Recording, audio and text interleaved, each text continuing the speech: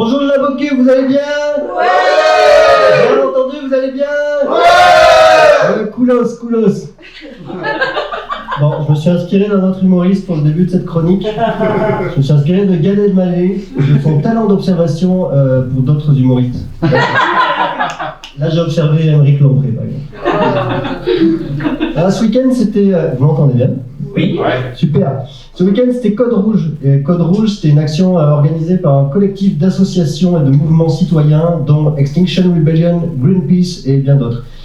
Et l'idée, c'était de mener des actions pour perturber le secteur aérien, de créer des turbulences, pour dénoncer le fait que l'avion pollue. Et donc, il y a eu des actions à Anvers et à Liège. Et la police a été très violente près d'Anvers pour protéger un aéroport de jets privés. Et là, tu sens qu'il y a une valeur capitale dans nos démocraties, c'est le respect de l'argent, quoi. Parce que des jets privés, vous savez combien ça coûte, ces trucs-là? Vous savez combien de temps il faut travailler pour se le payer? Mais il faut travailler 218 ans sans prendre de vacances, ou dormir, ou acheter à manger, si t'es instit ou infirmière. Bon, un petit peu moins si t'arrives à faire bosser les autres pour toi et à balancer tes déchets dans l'atmosphère ou dans les rivières plutôt que de payer. Et la police t'a arrêté tout ça, mais coups de filet, coups de matraque aussi. Punaise, si elle était aussi efficace pour arrêter le changement climatique, on serait rentré dans une nouvelle ère glaciaire. Et ça, c'est la réponse de l'État au problème climatique, c'est taper sur les activistes. C'est aussi con que de taper sur ta télé quand t'as une coupure de courant chez toi. Donc à Anvers, la police a été très violente, mais à Liège, où les militants avaient bloqué le site d'Alibaba, le chinois, je comprends plus rien au monde moderne, la violence a été pas mal non plus. C'est bien, allez la Wallonie! Est-ce qu'il y a des gens qui sont venus en jet privé aujourd'hui? Non? Je m'en doutais un peu, j'en ai pas vu garer dans la rue. Et c'est dommage, on les voit jamais ces gens-là. Ils sont jamais là pour payer une tournée, pour payer des shots, genre du Jet 27. Et un 27 plus 1, ça fait combien? Comme la COP. Comme la COP, bien vu. Comme la COP qui vient d'avoir lieu. Ouais, j'innove en transition. J'ai copié sur personne pour celle-là. C'était la COP 28, la conférence internationale sur les changements climatiques au Qatar. Le Qatar, la plus grande station-service du monde. C'est comme organiser une conférence sur les droits de l'enfant dans une cave de Marcinelle et la faire animer par Jean-Marc Morandini. Alors les politiques se cachent plus du tout d'être les amis des pétroliers, bien plus que les amis de la Terre. Macron, il y a les bras dessus, bras dessous avec Patrick Pouyanné, le PDG de Total Energy. C'est pas la COP 21, c'est la COP 1. La COP 1 comme cochon. Total Energy, moi je trouve que c'est rigolo comme nom, parce que les gars ils font la plupart de leur business autour du pétrole et la plupart de leur com autour des énergies renouvelables. Total Energy, c'est l'empire du côté obscur avec le logo de la Gay Pride.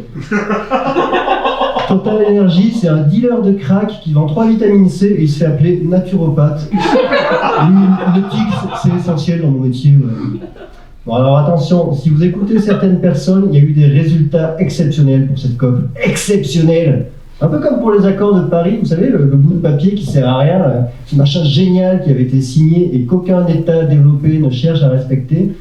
Ben là, c'est pareil, ça va servir à rien, mais en mieux. Voilà. C'est un succès, c'est une réussite. Bon, je sais, je suis critique, hein, je m'entends, mais je ne suis pas le seul. Les ONG aussi sont critiques, les citoyens un peu lucides, les ours blancs qui n'ont pas sombré dans la dépression, les petits pays insulaires qui ont attaqué les gargarismes à l'eau de mer. On est beaucoup à être critique, alors je voulais nuancer un peu les dirigeants. Je trouve qu'il y a un truc qu'ils font bien, c'est semblant. Alors ça, je trouve qu'ils le font super bien, ça m'épate. Macron, tu écoutes ses discours sur l'écologie, mais c'est beau, c'est vraiment beau. C'est creux comme un château gonflable qui souffre d'ostéoporose, mais c'est beau. Qu'est-ce qu'il fait bien semblant? Moi j'admire. Hein. Dans son couple, s'il y en a un des deux qui simule, je pense pas que ce soit Brigitte. Alors ceux qui n'ont pas fait semblant par contre, c'est la police face aux manifestants de Code Rouge. Il y avait 1200 activistes, 1200 bravos, ils en ont pris plein la gueule. On en a reçu ce week-end à l'appart des jeunes activistes. C'était des jeunes lucides, motivés, sympathiques, qui nous ont vouvoyés au début. Du coup je me suis senti vieux, du coup je les appelle les jeunes. Voilà. Ils sont partis à l'action hier matin, les jeunes, et ils sont revenus dispersés dans la nuit. Le premier est arrivé à minuit et demi, le dernier à 11h ce matin. Ils sont revenus avec leur stress de ne pas retrouver les autres, avec leur bleu, avec leur boss aussi, avec leurs histoires qui met le bonbon poivre, coup de matraque, longue attente et éclat de rire. Ils sont revenus avec du feutre sur la tronche aussi, parce qu'ils en avaient mis pour éviter de se faire reconnaître sur les photos. Et ils nous ont dit avoir pensé à se dessiner des bites à un moment. Et alors je suis content qu'ils ne l'aient pas fait, parce que le message de l'action aurait été un peu confus. Ça aurait fait manif de soutien à Gérard Depardieu. Alors, ils étaient polis, ces jeunes éco-terroristes. Ils n'ont pas fait un bruit en partant à l'action samedi matin. Et cet après-midi, ils ont fait la vaisselle.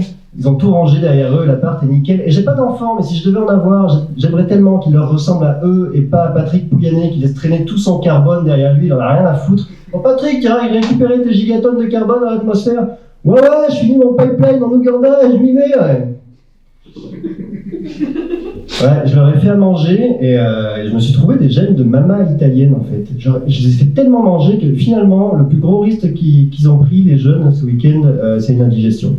Merci beaucoup. C'est mignon.